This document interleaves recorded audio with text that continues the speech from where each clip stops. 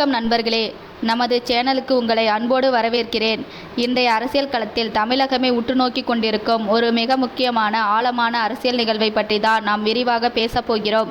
தமிழக அரசியலில் ஒரு மிகப்பெரிய மாற்றம் நிகழ்ந்திருக்கிறது. தமிழக வெற்றிக் கழகம் மாபெரும் அரசியல் சக்தியாக உருவெடுத்து ஆட்சி அமைக்கும் ஒரு புதிய அரசியல் சூழலை நாம் பார்த்து கொண்டிருக்கிறோம்.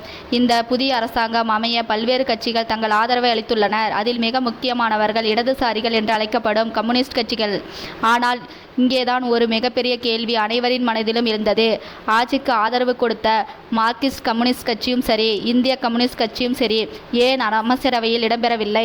அவர்கள் நினைத்திருந்தால் மிக எளிதாக சில முக்கிய அமைச்சர் பதவிகளை, குறிப்பாக தொழிலாளர் நலத்துறை மற்றும் விவசாயத்துறை அமைச்சர் பதவிகளை கேட்டே பெற்றிருக்க முடியும். அப்படி அவர்கள் தொழிலாளர் நலத்துறை அமைச்சராக பொறுப்பேற்றிருந்தால் சமீபத்தில் தமிழகத்தை உலுக்கிய சாம்சங் ஆலை தொழிலாளர் போராட்டம் போன்ற மிகப்பெரிய பிரச்சனைகள் ஆரம்பத்திலேயே சுமூகமாக தீர்க்கப்பட்டிருக்கலாம். தொழிலாளர்களின் உரிமைகளை பார்க்கும் கம்யூனிஸ்டுகள் ஏன் இந்த அதிகாரத்தை கையில் எடுக்க தயங்குகிறார்கள்? இதுதான் இப்போது அரசியல் வட்டாரங்களில் அனற்பறக்கும் விவாதமாக மாறியிருக்கிறது. இந்த கேள்விகளுக்கு எல்லாம் முற்றுப்புள்ளி வைக்கும் வகையில் சிபிஎம் கட்சியின் மாநில செயலாளர் தோழர் பெ. சண்முகம் மற்றும் பிசிஐ கட்சியின் மாநில செயலாளர் தோழர் வீரபாண்டியன் ஆகியோர் மிகவும் தெளிவான, அதே சமயம் ஆழமான அரசியல் சித்தாந்தம் கலந்த ஒரு விளக்கத்தை கொடுத்திருக்கிறார்கள். அவர்கள் கொடுத்த விளக்கத்தின் பின்னால் இருக்கும் மிக நுட்பமான அரசியல் வியூகங்களை, கம்யூனிஸ்டுகளின் அரசியல் நிலைப்பாட்டை இன்று நாம் முழுமையாக எவ்வித சமரசமும் இன்றி அலசப்போகிறோம்.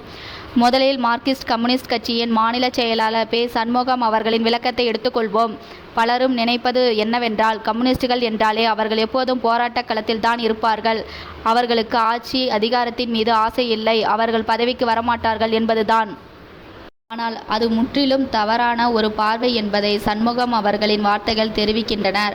ஆட்சி அதிகாரத்தில் பங்கு பெறுவது என்பது எங்கள் கொள்கைக்கு விரோதமானது கிடையாது என்று அவர் ஆணித்தனமாக கூறுகிறார். இந்திய அரசியல் வரலாற்றை எடுத்து பார்த்தால் இது எவ்வளவு பெரிய உண்மை என்பது நமக்கு புரியும். கேரளா, திரிபுரா, மேற்கு வங்கம் ஆகிய 3 முக்கிய மாநிலங்களில் பல சதாப்தங்களாக கம்யூனிஸ்ட் தனிப்பெருமையானோடு ஆட்சி அமைத்திருக்கிறார்கள்.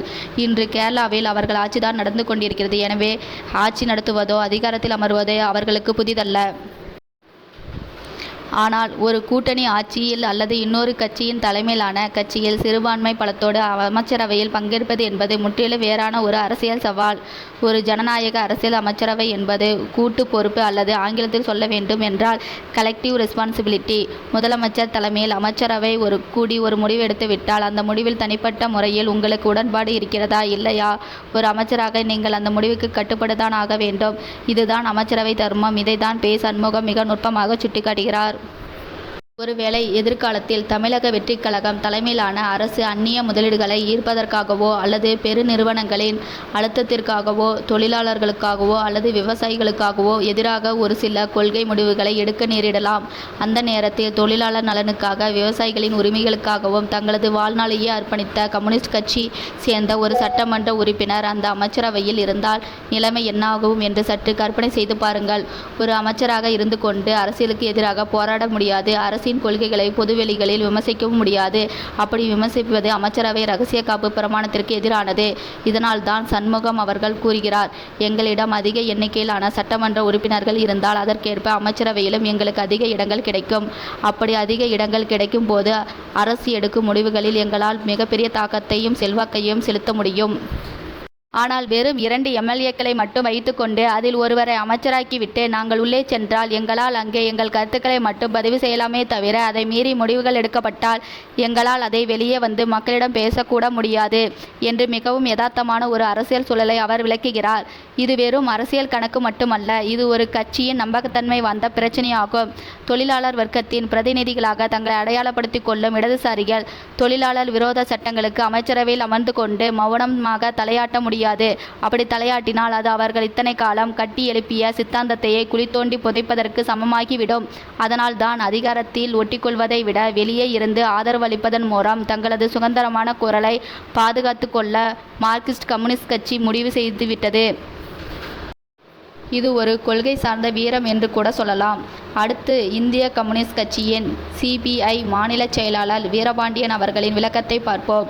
அவர் இன்னொரு மிக முக்கியமான அரசியல் வார்த்தையை தனது விளக்கத்தில் பயன்படுத்துகிறார். அதுதான் குறைந்தபட்ச செயல் திட்டம் அல்லது காமன் மினிமம் புரோகிராமி. கூட்டணி அரசியல் என்றாலே இந்த வார்த்தை மிக முக்கியமானது. இரண்டு அல்லது அதற்கு மேற்பட்ட வேறுபட்ட சித்தாந்தம் கொண்ட கட்சிகள் இணைந்து ஒரு ஆட்சி அமைக்கும்போது அவர்கள் அனைவருக்கும் பொதுவான, அனைவரும் ஏற்றுக்கொள்ளக்கூடிய ஒரு செயல் திட்டத்தை வகுப்பார்கள். இதற்கு பெயர்தான் குறைந்தபட்ச செயல் திட்டம். உதாரணமாக 2004ஆம் ஆண்டு ஐக்கிய முற்போக்கு கூட்டணி அரசு மத்தியில் அமைந்தபோது இடதுசாரிகள் வெளியே இருந்து அந்த ஆட்சிக்கு ஆதரவளித்தார்கள். அப்பொழுது அவர்கள் இந்த குறைந்தபட்ச செயல் திட்டத்தை நிபந்தனையாக வைத்துதான் ஆதரவு கொடுத்தார்கள். தேசிய ஊரக வேலைவாய்ப்பு உறுதி திட்டம், தகவல் அறியும் உரிமைச் சட்டம் போன்ற பல மக்கள் நலத்திட்டங்கள் அந்த காலத்தில் இடதுசாரிகள் அழுத்தத்தால் அந்த குறைந்தபட்ச செயல் திட்டத்தின் அடிப்படையில் கொண்டுவரப்பட்டவைதான். இதைதான் வீரபாண்டியன் மீண்டும் நினைப்பூட்டுகிறார். தவேக அரசு ஒரு குறைந்தபட்ச செயல் திட்டத்தை முன்வைத்து அதன் பாதையில் ஆட்சி பயணத்தை தொடர்ந்திருந்தால் நாங்கள் அமைச்சரவையில் இடம்பெற்றிருக்கலாம் என்று அவர் கூறியிருக்கிறார். அதாவது, எந்தெந்த கொள்கைகளில் நாங்கள் உங்களுடன் பயணிக்க முடியும், எதில் எங்களுக்கு மாறுபட்ட கருத்து இருக்கிறது என்பதை எழுத்துக்கள் பூர்வமாகவோ அல்லது ஒரு திட்டமாகவோ முன்வைக்காமல் கண்மூடித்தனமாக ஒரு அமைச்சரவையில் சென்று அமர்ந்து கொள்வது சாத்தியமில்லை என்பதை அவர் தெளிவுபடுத்துகிறார். தவேக என்பது ஒரு புதிய கட்சி. அவர்களது கொள்கைகள், செயல்முறைகள் அனைத்தும் தற்போதுதான் நடைமுறைக்கு வந்து கொண்டிருக்கின்றன. எனவே அவர்களுடன் எல்லா விஷயத்திலும் இடதுசாரிகள் உடன்பட வேண்டும் என்ற எந்த கட்டாயமும் இல்லை.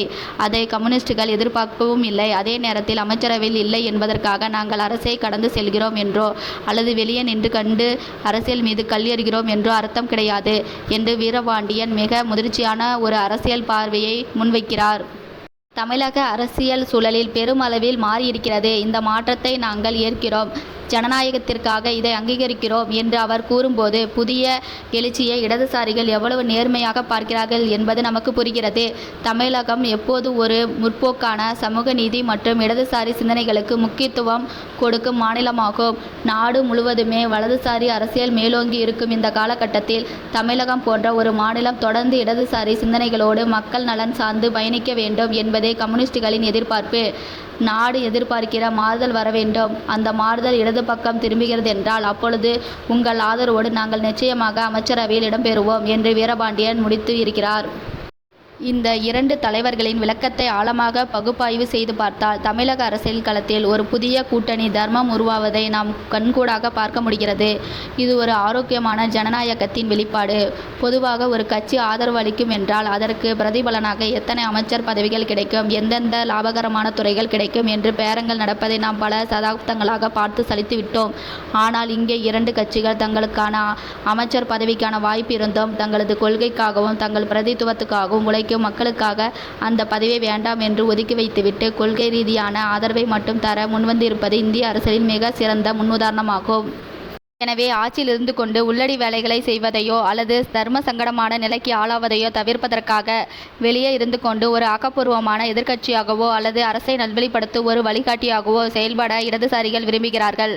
அரசு நல்ல திட்டங்களை கொண்டு வரும்போது அதை முதலில் ஆதரிப்பது, உழைக்கும் மக்களுக்கு எதிராக சிறு தவறு செய்தாலும் அதை எவ்வித தயக்கமுமின்றி முதல் ஆளாக எதிர்த்து நிற்பது இந்த வெளியே இருந்து ஆதரவு தரும் நிலைப்பாட்டில்தான் சாத்தியமாகும். தமிழக வெற்றிக் கழகத்தை பொறுத்தவரை கம்யூனிஸ்டுகள் இந்த நிலைப்பாடு அவர்களுக்கு ஒரு வகையில் சௌகரியமானதே. அமைச்சரவையில் முரண்பாடுகள் இல்லாமல் ஒருமித்த கருத்தோடு தங்களது திட்டங்களை செயல்படுத்த தவேகவிற்கு இது ஒரு நல்ல வாய்ப்பாகும். அதே நேரத்தில் வெளியே இருக்கும் கம்யூனிஸ்டுகள் தங்களை தொடர்ந்து கண்காணித்து கொண்டே இருப்பார்கள் என்ற எச்சரிக்கையும் தவேக அரசிற்கு எப்போதுமே இருக்கும். ஆக மொத்தம் கம்யூனிஸ்டுகளின் இந்த அமைச்சரவையில் இல்லை, ஆனால் ஆதரவு உண்டு என்ற நிலைப்பாடு பதவிகளை தாண்டி ஒரு கொள்கை முதிர்ச்சியை தமிழக மக்களுக்கு காட்டியுள்ளது. இது வருங்காலங்களில் தமிழக அரசில் எத்தகைய தாக்கங்களை ஏற்படுத்தும்? தவேக அரசு தொழிலாளர் நலன்களில் எப்படி முடிவுகளை எடுக்கப் போகிறது? அதை கம்யூனிஸ்டுகள் எந்த வகையில் எதிர்கொள்ளப் போகிறார்கள் என்பதை பொறுத்திருந்துதான் பார்க்க வேண்டும்.